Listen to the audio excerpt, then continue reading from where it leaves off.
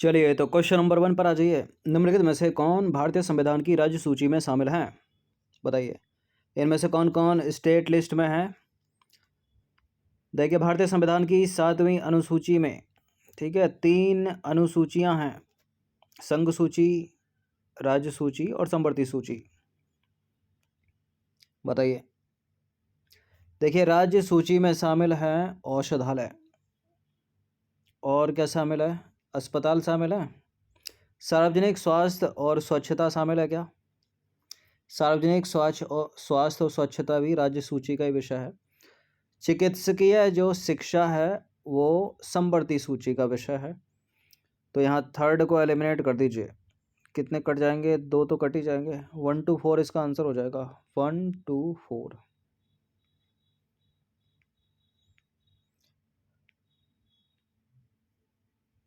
तो देखिए, राज्य सूची, संघ सूची और संवर्ती सूची, सार्वजनिक स्वास्थ्य और स्वच्छता, अस्पताल और औषधालय, ये जो हैं राज्य सूची के विषय हैं। ठीक है, राज्य के विषय हैं, जिसका अर्थ है कि उनके प्रबंधन एवं सेवा वितरण की प्राथमिक जिम्मेदारी राज्यों के पास है।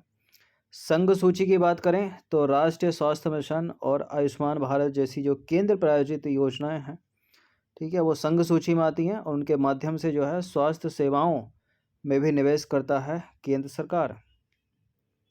संवर्ती सूची की बात करें तो चिकित्सकीय शिक्षा, औषधि प्रशासन, ठीक है, औषधि प्रशासन जो है, ये सब संवर्ती सूची के विषय हैं।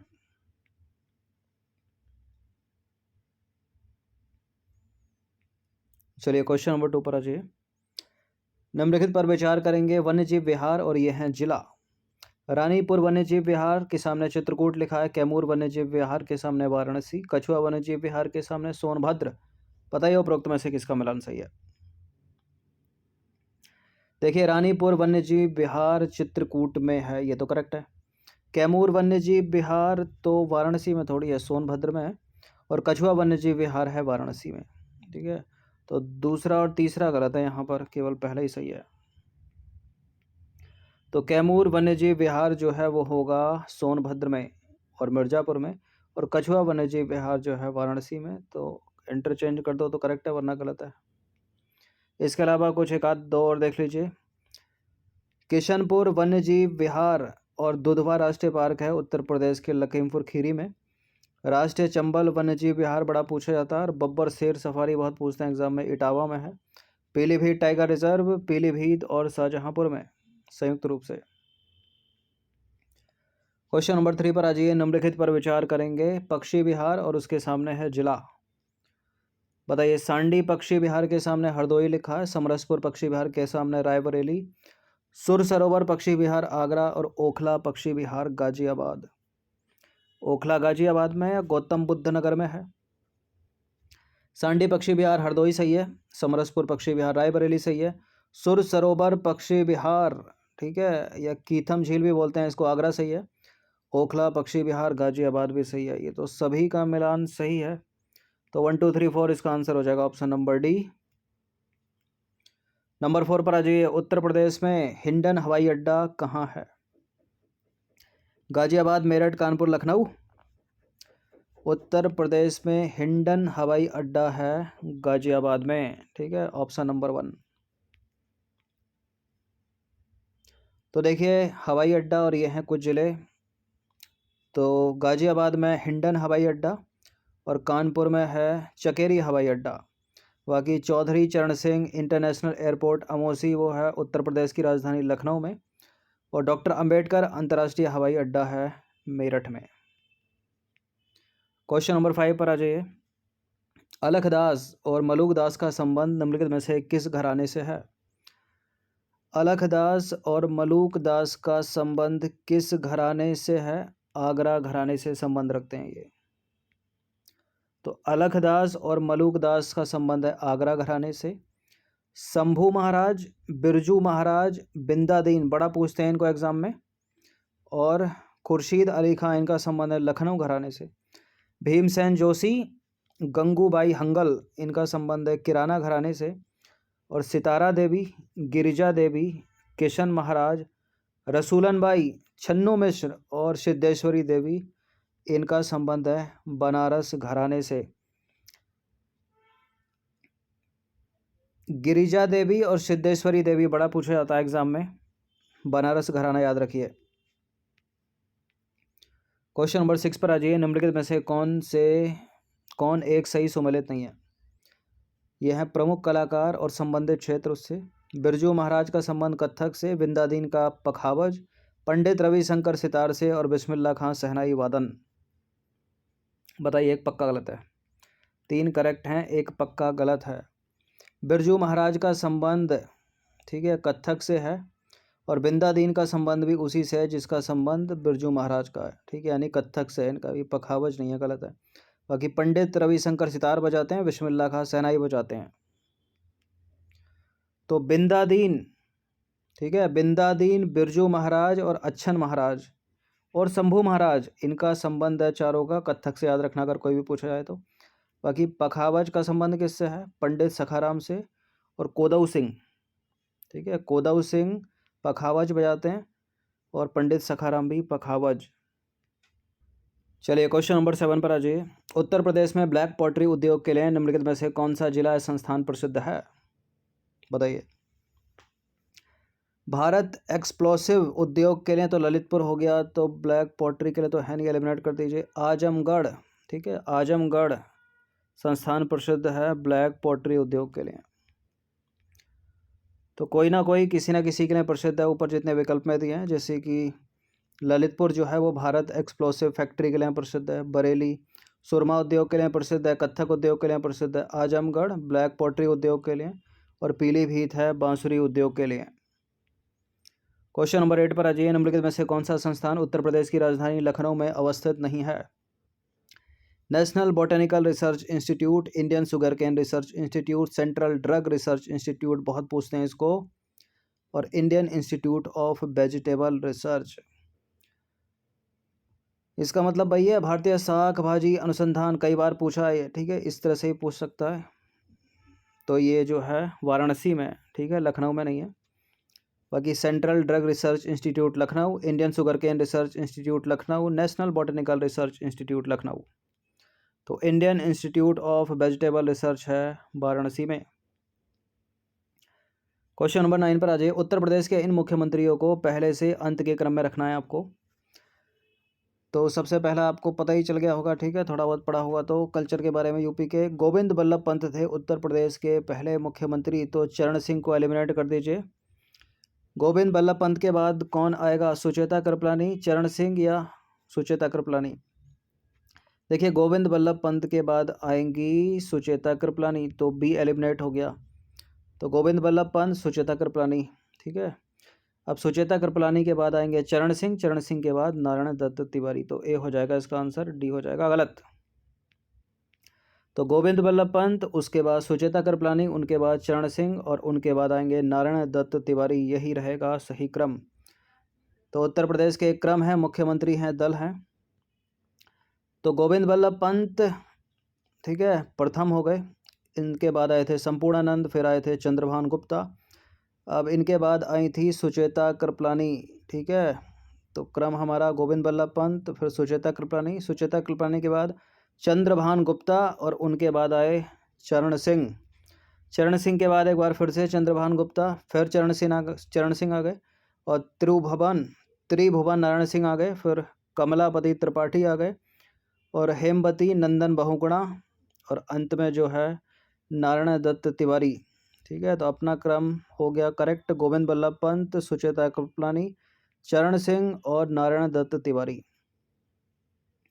10वां प्रश्न है, उत्तर प्रदेश की कुल जनसंख्या भारत की जनसंख्या का कितना प्रतिशत है? देखिए, उत्तर प्रदेश की कुल जनसंख्या भारत की जनसंख्या का है कितना प्रतिशत? 16.51%, ऑप्शन नंबर 1। तो उत्तर प्रदेश की कुल जनसंख्या तथा देश का प्रतिशत देखा जाए तो उत्तर प्रदेश की कुल जनसंख्या है इतनी, जो देश का प्रतिशत है इतना, यानी 16.51%। अच्छा, ये भी याद रखिएगा, उत्तर प्रदेश की कुल जनसंख्या में पुरुषों का प्रतिशत कितना है? 52.29%, और महिलाओं का प्रतिशत कितना है? 47.71%। क्वेश्चन नंबर 11 पर आ जाइए। निम्नलिखित कथनों पर विचार करेंगे। पहला स्टेटमेंट, दूसरा स्टेटमेंट, तीसरा स्टेटमेंट, बताना कि इनमें से कौन सा करेक्ट है। तो पहला स्टेटमेंट है, विश्व संदर्भ में देखा जाए तो उत्तर प्रदेश जनसंख्या के मामले में चीन, भारत, अमेरिका और इंडोनेशिया के बाद 5वें स्थान पर है। क्या ये बात सत्य है? सत्य है। उत्तर प्रदेश में सर्वाधिक जनसंख्या वाला जिला प्रयागराज है। उत्तर प्रदेश में न्यूनतम जनसंख्या वाला जिला चित्रकूट है। देखिए, उत्तर प्रदेश में सर्वाधिक जनसंख्या वाला जिला तो इलाहाबाद है, ठीक है, प्रयागराज यानी करेक्ट है। लेकिन उत्तर प्रदेश में न्यूनतम जनसंख्या वाला जिला जो है चित्रकूट नहीं है, ये दूसरे पर है, ठीक है। इससे कम भी है एक ज़िले की, तो थर्ड वाले को एलिमिनेट कर दीजिए। केवल तीसरा यहाँ पर गलत हो जाएगा, पहला दूसरा सही हो जाएगा।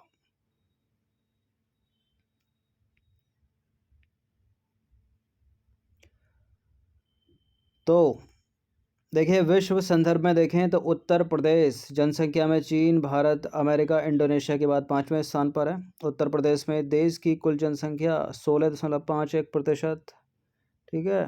लेकिन क्षेत्रफल के मामले में देखा जाए तो ये देश के कुल क्षेत्रफल का मात्र 7.33% है, ठीक है। तो जनसंख्या के मामले में तो अधिक है, क्षेत्रफल के मामले में कम है। सर्वाधिक जनसंख्या वाले 3 जिले याद रखना, प्रयागराज यानी इलाहाबाद, उसके बाद मुरादाबाद, फिर तीसरे पर है गाजियाबाद। अधिकतर पहला तो ना ही पूछता है, दूसरे तीसरे पर फोकस रखते हैं, ठीक है। कंपटीशन थोड़ा टफ है इसलिए।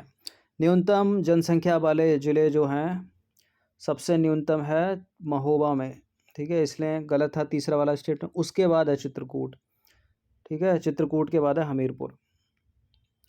क्वेश्चन नंबर 12 पर आ जाइए। 2011 के जनगणना के अनुसार उत्तर प्रदेश के निम्नलिखित में से किस जिले में जनघनत्व सर्वाधिक है?